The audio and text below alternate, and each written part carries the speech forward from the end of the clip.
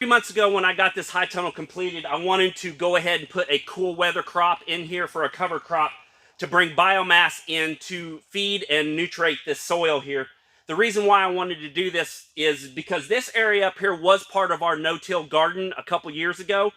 And so some of this stuff is really, really good soil, and some of this stuff towards the middle of this tunnel is a very hard-packed clay, because this was the original horse pasture when I was a kid. So you're looking back 20, 30 years ago of compaction on top of this. And this has never been tilled in some of these areas here. So when I laid out this tunnel, we used the Bobcat to scrape the top layer of topsoil where this tunnel and tunnels possibly was going to go, so we could get this done the first time, and then that way we wouldn't have to till 2 or 3 times going in to get this flat. I knew I was going to have to till at least twice. The first time I tilled this area to get everything tilled up nice and airy. Then we seeded a cover crop last fall. And here it is the middle of January right now. And the reason why I'm terminating this cover crop now instead of letting it get to full maturity is because here in a couple months, I have to have beds into this. And I have to be able to get my starts in here, my tomatoes and stuff like that in here in the end of March, the 1st of April. And this high tunnel is going to allow me to get my tomato plants in the ground a month earlier than anybody else. So knowing that, I knew I was not going to let this cover crop get to full size. So what I did today was I took my push mower with the mulching blade deck and I lowered it all the way down to the ground, and I scalped that cover crop down so it'll lay that biomass on top of there.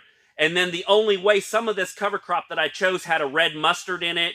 It had some clover, had some hairy vetch. I think there was some rye in it and some daikon radish or tillage radish. So in order to incorporate that into the ground, you could by all means leave the biomass on top and then tarp it. But I think that would take a lot longer to break down. And I've only got a couple months of occultation here that with these tarps that I need to use it for.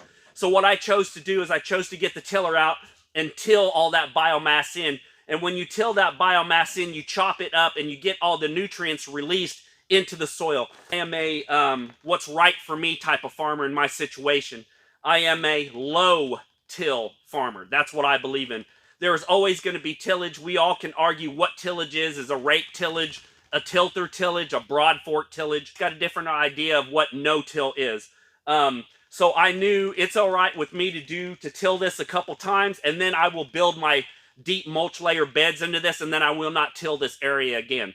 So it's okay to till a couple times to get your land where you need it to be, and then after going forward from that point, you can do lasagna beds or any type of beds you want to go to. I do a deep layer mulch bed without the cardboard, and so that's what we're going to put into here. And then what me and my wife did is we grabbed our silage tarps and we laid these tarps out. And these tarps came from an actual farmer down the road. So they are actually a physical silage tarp used for silage for cattle. So at that time, they are about 50 foot wide and about 250 foot long. So what I did was I got those silage tarps from him. He gave those to me for just picking them out of his field for him.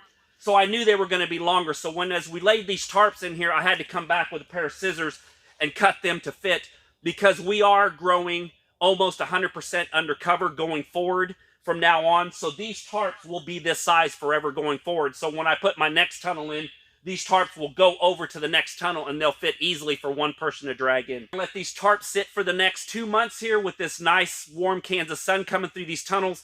Even when it's 30 degrees outside, these tunnels are 60 and 70 degrees. So with this black side up, that tilling that soil will bring those weed seeds to the surface, and with this water down here, they will germinate, and then when they germinate to reach the top of this tarp, they will die out from not having sunlight. So that will kill your weed seed bed here. And then we'll put the market beds on top of that going forward, and then we should have a pretty weed-free farm.